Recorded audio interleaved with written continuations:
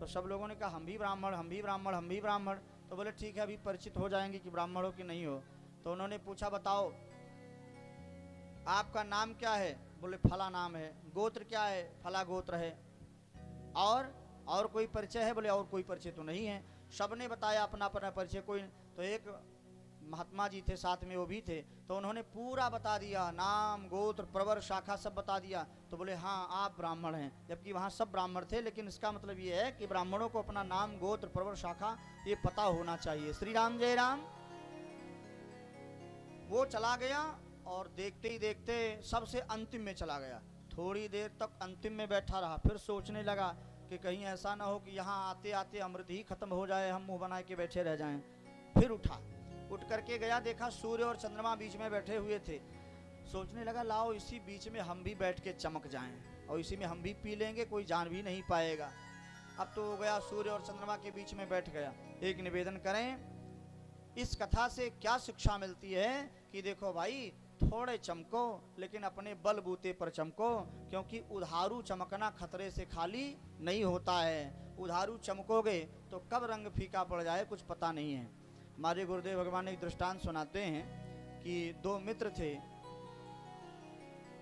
तो दोनों गए अपने ननिहाल में। तो एक मित्र के पास कपड़े नहीं थे, कहा भाई हमारे पास कपड़ा नहीं है। तो कहा कोई बात नहीं, हमारा पैजामा ले लो। बोले ठीक है, अब मित्र का भाई तो मित्र ले ही सकता है।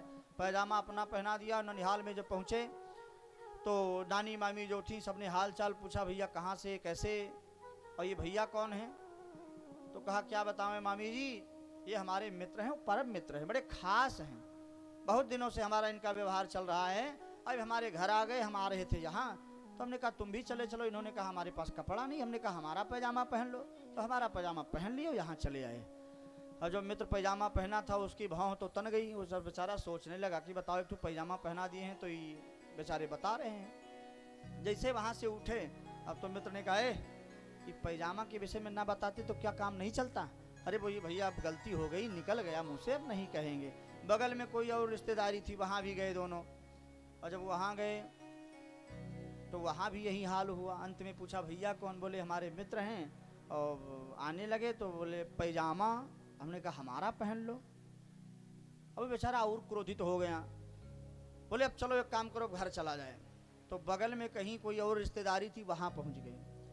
बोले अब की बार कहीं पैजामा के विषय में नाम लिया तुमने तो ठीक नहीं होगा। बोले ठीक भैया, कान पकड़ रहे हैं, पैजामा के विषय में हम कुछ नहीं कहेंगे। बोले ठीक है, तब हम चलेंगे।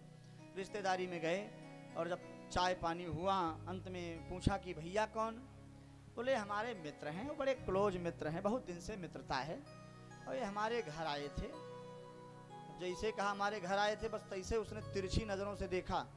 अभी बेचारे सन्न हो गए। कहा देखो ऐसा है कि और तुम्हें जो पूछना हो पूछ लेना, लेकिन इस पैजामा के विषय में कुछ मत पूछना। और जैसे कहा पैजामा के विषय में कुछ मत पूछना, बस उसने निकाला पैजामा, पैजामा जमा फाड़ के फेंक दिया। श्री राम जय राम। कहा लो अपन पैजामा। तब से देखो पैजामा पैजामा पैजामा। इसीलिए कहते हैं उधारू न चमको। आजकल ट्रेंड चला है उधारू चमक